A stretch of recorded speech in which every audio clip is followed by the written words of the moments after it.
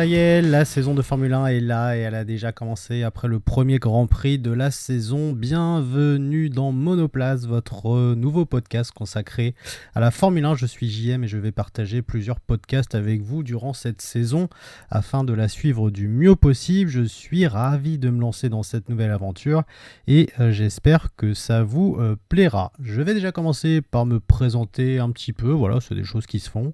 J'ai 37 ans, je m'intéresse au sport en général et en particulier au sport américain, notamment au baseball, au football, au golf et j'en passe. Et il y a un petit peu plus d'un an, j'ai commencé à m'intéresser à l'automobile que je détestais, et je pèse bien mes mots, je détestais le sport automobile et d'ailleurs tout ce qui avait 4 roues, je détestais ça.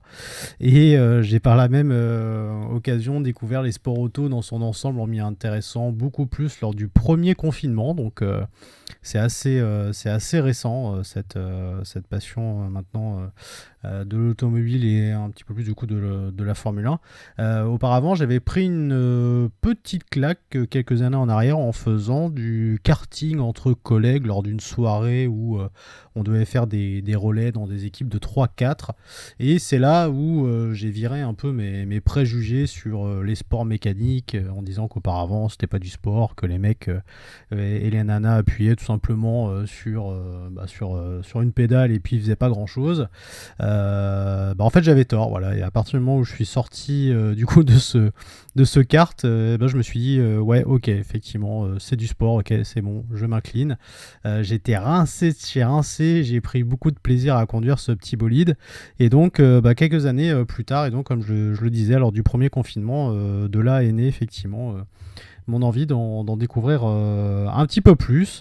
Donc en 2020, je me suis penché beaucoup plus sur le sujet, en particulier sur la saison un peu particulière de la F1. Et c'est celle-ci qui a tout déclenché, qui me fait faire ce podcast aujourd'hui. Donc voilà, je suis ravi d'attaquer cette nouvelle aventure, comme je le disais en début de podcast. Pour commencer, je voudrais rendre hommage à plusieurs personnes qui ont rendu cette nouvelle passion de l'automobile possible, et croyez-moi, c'était vraiment pas gagné. J'ai une petite pensée notamment pour Jean-Pierre Gagic de l'émission Automoto, que j'aime beaucoup parce que je trouve déjà qu'il a une façon de présenter les choses voilà, très, très attractive, et on comprend effectivement tout ce qu'il dit. Voilà, donc j'aime beaucoup sa bonne humeur, et puis l'émission je l'aime bien aussi. J'étais pas spécialement fan auparavant, mais en tout cas depuis que c'est lui qui présente, on y trouve beaucoup de plaisir à la suivre, notamment avec mon fils qui est fan également. Julien Febvreau également, et toute l'équipe de Canal sur les sports auto également, comme Margot Lafitte, voilà, que j'aime beaucoup aussi. Voilà, je trouve toujours les commentaires très très pertinents, et c'est pareil, on apprend beaucoup de choses, et on sent aussi qu'ils veulent embarquer les néophytes un peu dans mon genre. Donc je suis effectivement très content, et toujours j'ai beaucoup de plaisir à suivre les rencontres et les émissions avec eux. Alors j'ai cité Julien Febvreau et Margot Lafitte, mais bon, j'aurais pu en citer d'autres, parce que toute l'équipe Canal au niveau des sports auto sont vraiment très très bien. L'équipe d'Automoto, la chaîne aussi, avec des personnes comme Pat Angeli et Philippe Chiraud et Cocorico, parce qu'il y est aussi pour quelque chose notre petit français Pierre Gasly, avec sa victoire l'année dernière, qui m'a fait vraiment vraiment vibrer. Je ne pensais pas. Et puis voilà, j'en oublie encore certainement, mais merci en tout cas à eux, parce que vous m'avez fait aimer le sport auto, et encore une fois je le redis, c'était très très très très loin d'être gagné, tellement je détestais ça. Maintenant effectivement c'est le contraire, et tant mieux. Bref, rentrons dans le vif du sujet avec la Formule 1, et ce premier épisode sera consacré à un petit tour de chauffe et à un premier tour d'horizon pour présenter cette saison. Alors oui, je sais, le premier Grand Prix a eu lieu il y a peu, mais je ferai un épisode très prochainement sur celui-ci, ne vous inquiétez pas. Mais voilà, je voulais débuter déjà sur un focus sur cette saison 2021 qui a donc commencé. J'enregistre ce podcast lundi. Après, je vais effectivement découper plusieurs séquences, mais voilà, on était le dimanche 28. Voilà, mais bon, en premier lieu, je souhaitais tout d'abord parler du fait que cette saison, elle est excitante pour plusieurs points, et du coup, je vais évoquer ces points avec vous. Le premier point, c'est de voir potentiellement un nouveau titre pour Lewis Hamilton, hein. Il en est à 7 titres. Le 8e ferait de lui un recordman absolu dans cette discipline. Il en est à 266 départs en Grand Prix pour 98 pôles et 95 victoires. Je sais, je ne comprends pas en compte encore le dernier Grand Prix, parce que j'y reviendrai donc dans le prochain podcast, comme je disais. Mais c'est tout simplement phénoménal. Alors oui, le pilote, il est évidemment extraordinaire. Moi, c'est quelqu'un évidemment que j'ai appris aussi à découvrir et je trouve son parcours absolument admirable. Et puis j'aime ce qu'il dégage, ce qu'il véhicule aussi. Mais bien sûr, l'écurie aussi est tout aussi formidable, hein. Il faut rappeler quand même que Mercedes, depuis 2014, roule complètement sur le monde de la F1 avec 7 titres consécutifs de constructeurs. C'est tout aussi phénoménal et on le sait, un très bon pilote, aussi énorme soit-il, n'est rien sans une très bonne écurie et donc de surcroît sans une excellente voiture. Maintenant attention, parce que les essais hivernaux n'ont pas été terribles de chez terribles, hein. Bon, alors il n'y a eu que 3 jours, donc c'est très très restreint et très court pour réaliser toute la batterie de tests qu'il faut faire, mais ils ont connu notamment des petits soucis au niveau de leur boîte de vitesse, hein, avec une fiabilité des fois de la voiture assez relative. Mais bon, c'est quand même Hamilton, ça reste Hamilton, et personnellement j'aimerais le voir briser un record et devenir champion du monde encore une fois. Après, quid de la suite, parce que on le rappelle, hein, il n'a que re-signé que pour 1 an, tout comme son compère Bottas, hein, d'ailleurs. Donc est-ce qu'il va arrêter et prendre sa retraite si 8e titre il y a? Est-ce qu'il va tout de même arrêter sans celui-ci? Peu probable selon moi, parce que je pense que c'est aussi quelqu'un qui se bat pour le record, et puis voilà, je pense qu'il court aussi après ça, c'est normal, hein, c'est un athlète, c'est un sportif de haut niveau, c'est un pilote de haut niveau, donc ou bien est-ce qu'il va tenter sa chance dans une nouvelle écurie? Mon petit pronostic, c'est qu'il va remporter cette 8e couronne et partir en héros absolu. C'est mon avis, on verra bien, mais en tout cas, c'est ce que j'aimerais voir, et j'aimerais voir donc Hamilton gagner ce 8e titre de champion du monde. Le deuxième point concerne l'écurie Red Bull et plus particulièrement son pilote phare Max Verstappen. Après des essais hivernaux quand même plus que prometteurs et une voiture encore plus performante et fiable que la saison passée, ce pilote, hein, qu'on présente plus, hein, qui est déjà présenté comme étant le futur meilleur pilote du monde, a quand même de sérieuses briques pour aller embêter nos petits copains de chez Mercedes. Alors on rappelle quand même qu'Honda, qui leur fournit le moteur, entame sa dernière saison en Formule 1 et ils auront donc à cœur, hein, de partir sur une très belle note. Donc avec un moteur encore plus puissant et forcément ça promet des très très bonnes bagarres. On l'a vu, hein, d'ailleurs à Bahreïn ce week-end, hein, j'y reviendrai dans un prochain podcast encore une fois. Mais c'est effectivement très très prometteur, là où effectivement Mercedes a eu quand même des petites failles, et Red Bull les a pas eu, donc ça promet de très très bonnes bagarres. Petit point palmarès quand même, parce qu'il faut le rappeler, hein, Verstappen, c'est 119 départs en Grand Prix, c'est 3 pole positions, c'est 10 victoires et sa meilleure place au classement est 3e. Je le répète encore une fois, oui, j'ai dit 10 victoires et j'ai dit 3 pôles. Je sais qu'il faut rajouter un chiffre, mais encore une fois, j'y reviendrai dans le prochain podcast. Quant à son collègue, hein, Pérez, il en est à 191 départs, hein, il en est à 1 victoire et sa la 4e place au classement des pilotes, c'est sa meilleure place. Donc encore une fois, c'est un collègue expérimenté qui va permettre de grappiller quand même quelques points, encore une fois, au classement des constructeurs. Donc voilà, donc ça promet quand même un très très beau duo, et ça peut encore une fois faire beaucoup de mal à leurs principaux concurrents que sont Mercedes, qui paraissent quand même un petit peu plus faibles. On va garder ça, enfin tout est relatif, hein, mais allez, on va dire un petit peu plus faible que l'année dernière. Mais Verstappen, hein, par ailleurs, qui n'a jamais caché ses motivations pour arriver au sommet. Et quand on voit ce qui s'est passé le week-end dernier à Bahreïn, on comprend encore mieux pourquoi ce pilote peut devenir grand, très très grand. Donc à suivre. Mais c'est vrai que cette équipe Red Bull, avec ses deux pilotes, et en particulier Verstappen, franchement, je suis vraiment pressé de voir ce que ça peut donner. Surtout que là, on a une saison qui est très très longue. Donc il va falloir tenir sur la longueur, il va falloir être endurant. Donc franchement, ça va vraiment être pas mal, je pense. Le troisième point que je souhaite évoquer concerne nos Français, parce que il faut être un peu chauvin, bien sûr, avec Esteban Ocon et Pierre Gasly.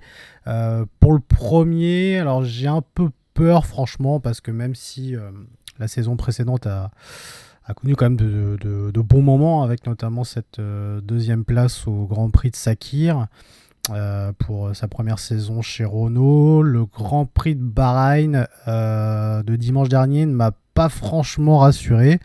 Déjà parce que Alonso revient et on sait que ce monsieur prend une place importante, voire peut-être trop importante dans l'écurie. Il n'a rien à voir avec son précédent collègue qui était Ricciardo. Deuxièmement, il faudra voir comment se passe un peu la transition avec Laurent Rossi et David Ebrizio, hein, qui ont succédé à Pitbull à la tête de l'écurie.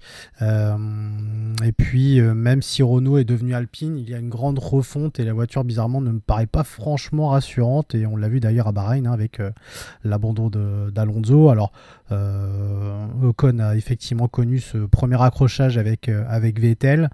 Donc ça a été un Grand Prix vraiment en demi-teinte. À voir, mais je vois pas vraiment Ocon faire une très bonne saison, et surtout j'ai peur qu'il soit trop dans l'ombre d'Alonso, qui revient après 2 saisons d'absence, hein, il faut le rappeler. À voir, j'espère que ça sera évidemment le contraire, hein, parce que j'aime bien Esteban Ocon, et puis encore une fois, voilà, faut être chauvin, et puis il faut savoir être fier, hein, des fois de nos petits Français. Mais je suis un peu mitigé quand même sur la suite. En ce qui concerne Pierre Gasly, c'est déjà plus rassurant, déjà parce qu'AlphaTauri et leur voiture AT02 présentent quand même de sérieux atouts. C'est maintenant une écurie, hein, qui a un potentiel qui n'est plus du tout à démontrer, qui peut aller choper des points maintenant très facilement, quitte à aller choper la 5e, voire la 4e place du championnat des constructeurs. Gasly, avec évidemment le grand moment, hein, qu'il a connu l'année dernière, se sent probablement pousser des ailes encore plus, et ça lui a apporté encore plus de confiance.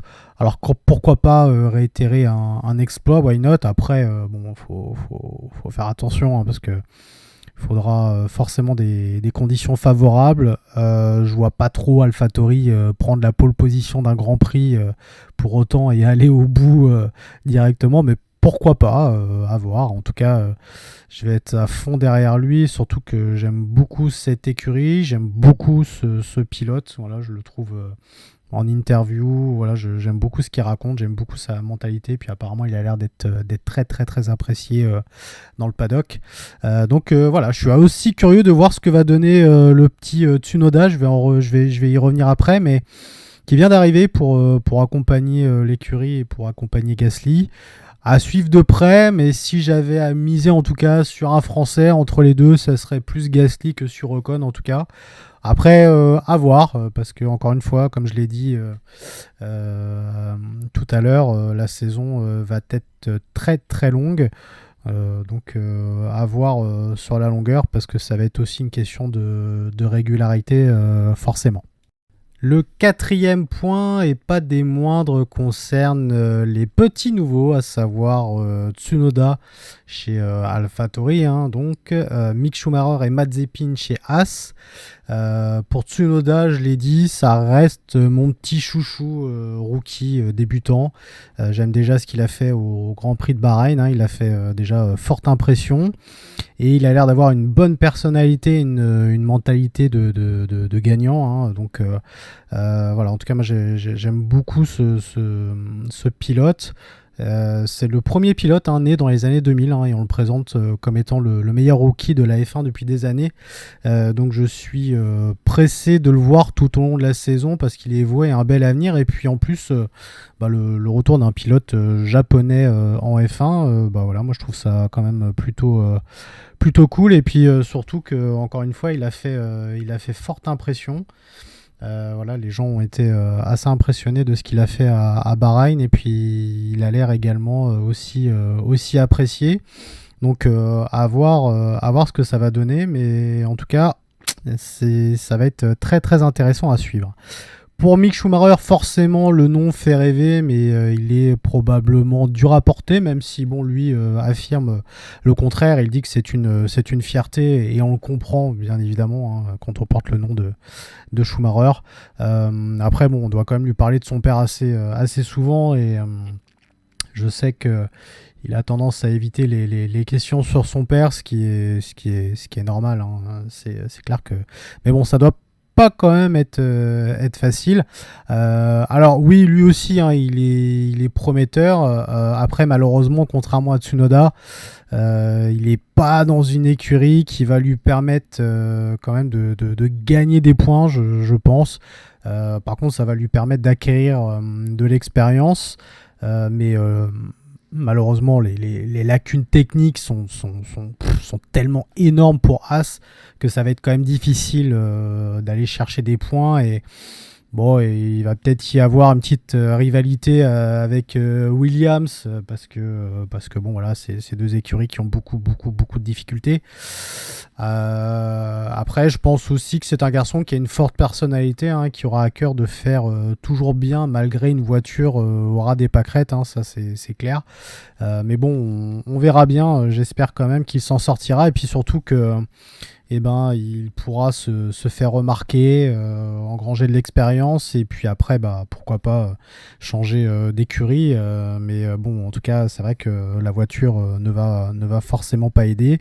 Le dernier, c'est Nikita Mazepin. Alors, je vais être un peu cash. Je suis pas fan de ce pilote. Alors, il n'a jamais remporté de titre en Formule 3 ou en Formule 2. Il est réputé quand même pour être un gros bourrin, clairement. On sait qu'il a une agressivité assez forte sur les circuits. D'ailleurs, il avait écopé de 11 points de pénalité sur les 12 requis pour une suspension quand même, lors de la saison 2020 en F2. Donc ça prouve quand même un peu l'aspect bourrin du bonhomme. Voilà, puis bon, quand on voit ce qu'il a fait à Bahreïn, c'est pas très rassurant non plus. Bon, vous allez me dire Schumacher aussi, mais bon, encore une fois, la voiture est probablement très très très difficile à conduire. Il faut savoir que Mazepin, c'est un fils de milliardaire. Et si je ne dis pas de bêtises, je crois qu'il a apporté quelques petits centimes, on va dire ça comme ça, à l'écurie. Voilà, mais bon, voilà, je suis pas fan de ce pilote. Voilà, et oui, je viens de retrouver l'information. Son père, qui est Dmitri Mazepin, il est directeur non exécutif chez Haas, donc voilà, et donc je savais pas, mais la couleur de la voiture représente les couleurs du drapeau russe. Voilà, donc voilà, honnêtement, Mazepin, je suis pas fan et je suis encore moins fan de ce que j'ai vu ce dernier week-end à Bahreïn. Donc à voir, mais bon, déjà la personnalité du gars me pose un peu problème et vraiment je suis pas fan. À voir après, encore une fois, ce que ça va donner, surtout dans cette écurie là. Voilà, mais je pense que il va péter des câbles à de nombreuses reprises cette saison. Et puis surtout qu'on sait qu'en Formule 1, il y a des très très fortes personnalités. Ça risque d'être chaud avec certains, je pense. Et puis, bon, déjà, il n'a pas l'air d'être très très apprécié dans le paddock. Et puis surtout, il a une réputation qui le précède. Donc on va dire qu'il n'arrive pas dans les meilleures conditions. Et bon, voilà, à voir. À voir, à voir. Mais en tout cas, je mise sur Tsunoda, en tout cas, pour cette saison. Après, forcément, il arrive dans une écurie qui est quand même beaucoup plus élaborée et beaucoup plus performante que As, ça c'est certain. Le cinquième et dernier point que je souhaitais aborder, c'est toutes les petites nouveautés qui rendent cette saison intéressante et palpitante. Notamment avec des essais libres qui sont maintenant réduits le vendredi. Il y a 2 séances d'essais libres. Ça passe de 1h30 à 1h maintenant. Voilà, donc ça va rendre un petit peu le tout assez sympa, moins long aussi. Et puis surtout, ça va donner la possibilité aux pilotes de sortir leur voiture beaucoup plus tôt, parce que de ce que j'ai compris, certaines écuries avaient tendance un peu à gagner du temps sur la première séance pour que, en gros, elles profitent des autres qui s'étaient lancés sur la piste avant elles. Un peu histoire de nettoyer la piste, un peu en gros essuyer les plâtres, voilà. Maintenant ça va être moins le cas parce qu'ils vont avoir moins de temps, donc ça va être intéressant à suivre. Il va y avoir aussi l'expérimentation des courses sprint. Ça va être lors de 3 week-ends. Il va y avoir une course sprint au Brésil, à Monza et à Silverstone. Ça sera programmé le samedi après-midi et le programme, ça va comporter une seule séance d'essai libre d'1 heure le vendredi matin. Et après, quelques heures plus tard, ça sera suivi d'une séance de qualif qui va déterminer la grille de départ de cette course sprint du samedi. Et cette course sprint, du coup, va durer 1 heure, je crois, si je dis pas de bêtises. Et ça va déterminer la grille de départ de la course du dimanche. Voilà. C'est un petit peu compliqué comme ça à comprendre, mais en tout cas, voilà, ça va rajouter un petit peu de piquant aussi. Donc, c'est une expérimentation. La F1 teste des choses. À voir après ce que ça va donner par la suite et si ça sera conservé. Mais voilà, il va y avoir de la nouveauté. Il y a également l'Arabie Saoudite qui arrive au calendrier. Je crois que la course sera programmée en décembre et ça sera dans la ville de Jeddah. Voilà, donc à voir évidemment ce Grand Prix en fin d'année.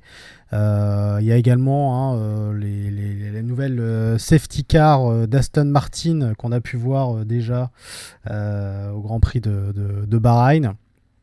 Voilà, qui va se partager notamment qui va se partager les pistes avec la Mercedes AMG GTR. L'Aston Martin, c'est une Vantage et je la trouve vraiment hyper classe. J'adore cette safety car, donc on espère quand même pas la voir très très souvent quand même, faut le dire, mais en tout cas je trouve qu'elle a une classe folle. En tout cas moi je la préfère nettement à la Mercedes. Voilà, qu'est-ce qu'il y avait d'autre aussi? Il y a eu quand même aussi beaucoup de transferts cette saison, donc notamment qu'est-ce qu'il y a eu? Il y a eu Sergio Pérez qui a été remplacé chez Aston par Sébastien Vettel. Il y a eu l'arrivée de Ricciardo qui a pris la place de Sainz voilà, qui va du coup piloter aux côtés de Norris notamment. Voilà, bon, l'arrivée bien sûr des petits jeunes. Voilà, donc il y a eu quand même beaucoup de mouvements qui font encore une fois que cette saison, elle offre des nouveautés super intéressantes. Donc ça va vraiment être bien. Il y a également aussi cette histoire de budget, puisqu'il va être question aussi après de réduire les dépenses et de donner la chance, on va dire, la chance un petit peu à tout le monde, entre guillemets. Voilà, donc parce qu'il y a eu des grosses pertes de revenus, notamment en 2020. Et du coup, la Formule 1 va introduire un budget plafonné avec une limitation de budget à 145 millions de dollars par écurie. Alors, par contre, ça ne comprend pas les salaires. Voilà, les salaires notamment des pilotes, voilà, et ça va pas comprendre également les dépenses marketing. Voilà, donc on va vraiment parler de dépenses au niveau de la voiture, clairement. Et après, ça sera réduit tous les ans. Donc en 2022, je crois qu'on va passer sous la barre des 140 millions. Et pour 2023-2025, je sais plus, ça va passer à 135 millions. Voilà, donc le budget va être réduit et ça va donner la chance forcément à beaucoup plus d'écuries de pouvoir tirer son épingle du jeu. Voilà, à voir après par la suite, mais ça va être évidemment très très intéressant. Pour finir ce podcast, je vais évoquer le calendrier de la saison qui est évidemment très... c'est la plus grande saison de Formule 1 qu'on ait vue. Donc elle s'étale de mars, je vais compter les essais hivernaux, jusqu'à décembre, mi-décembre. Donc on a eu le Grand Prix de Bahreïn le 28 mars, le 18 avril on aura le Grand Prix d'Imola, le 2 mai on sera à Portimao au Portugal, c'est une piste que j'aime beaucoup. On aura après le Grand Prix d'Espagne à Barcelone le 9 mai, le 23 mai ça sera à Monaco, le 6 juin ça sera à Bakou, le 13 juin ça sera à Montréal, le Grand Prix de France au Castellet, au circuit Paul Ricard le 27 juin, le 4 juillet on sera en Autriche, pareil c'est un circuit que j'adore, j'aime beaucoup le cadre de ce Grand Prix, je le trouve magnifique avec les montagnes et tout, je trouve ça génial. C'est un Grand Prix aussi que j'adore jouer en jeu vidéo. Le 18 juillet on sera à Silverstone, le 1er août on sera à Budapest, le 29 août on sera en Belgique à Spa-Francorchamps, le 5 septembre on sera aux Pays-Bas, le 12 septembre en Italie à Monza cette fois, le 26 septembre en Russie à Sochi, le 3 octobre à Singapour, le 10 octobre au Japon, le 24 octobre aux États-Unis, le 31 octobre à Mexico, le 14 novembre à Sao Paulo, le 21 novembre en Australie, le 5 décembre en Arabie Saoudite, donc à Jeddah, nouveau circuit, et le 12 septembre on sera à Abu Dhabi pour terminer la saison, cette longue saison. Après, attention, parce qu'il peut y avoir évidemment des modifications, puisqu'on le sait, on est dans une période encore de Covid et qui présente encore beaucoup d'incertitudes. Donc est-ce que tous ces grands prix seront maintenus? C'est à voir. C'est le programme, en tout cas qu'on a maintenant. Après, il est peut-être susceptible d'évoluer selon l'épidémie, selon la gravité de l'évolution. Donc, à voir, en espérant évidemment qu'il y ait le moins de grands prix annulés. Mais voilà, c'est quand même à surveiller de près. Voilà, c'est la fin de ce podcast, de ce premier numéro de Monoplage. J'espère que ça vous aura plu. J'espère que j'aurais pas dit beaucoup de bêtises parce qu'encore une fois, je suis relativement nouveau voilà, sur ce domaine. Je m'y intéresse beaucoup, je prends beaucoup d'informations. Voilà, je note plein de choses, je regarde plein de choses, je lis plein de choses, je m'informe beaucoup, mais voilà, on peut faire des erreurs. J'espère également que la qualité de ce podcast sera également au rendez-vous. J'espère vraiment que ça vous a plu. Je souhaite garder... alors, ce premier numéro dure, oui, à peu près 30 minutes, une demi-heure. Ça dépassera jamais, à mon avis, je pense, les 30 minutes. Ça ira peut-être même moins que ça lors des prochains pour évoquer les différents Grands Prix. À voir, parce que je veux pas que ça soit non plus très long. Un podcast, pour moi, ça doit s'écouter assez rapidement, hein, soit quand on va au travail, ou dans la voiture, ou dans sa salle de bain, ou je sais pas. Ça doit être quand même quelque chose de relativement court. En tout cas, n'hésitez pas à me contacter. Je vais ouvrir des réseaux sociaux, notamment Instagram. Voilà, vous taperez Monoplace podcast, vous arriverez à me retrouver, puis vous pouvez éventuellement me contacter comme ça. Si auquel cas vous souhaitez participer à ce podcast, il n'y a strictement aucun problème. Moi, je n'y vois aucun inconvénient. Justement, si vous êtes beaucoup plus expérimenté que moi et si vous souhaitez en parler, si vous souhaitez vous lancer dans une nouvelle aventure, n'hésitez pas, ça sera avec grand plaisir qu'on fera ça ensemble. Voilà, en tout cas, j'espère que ça vous aura plu. Merci beaucoup d'avoir suivi ce premier numéro de Monoplace. On se retrouve bientôt pour un nouveau podcast où cette fois, j'évoquerai le Grand Prix de Bahreïn et voilà, faire un petit peu le bilan de ce premier Grand Prix où il s'est déjà passé quand même beaucoup de choses. Merci beaucoup à toutes et à tous et à très bientôt pour un nouveau numéro de Monoplace. Salut!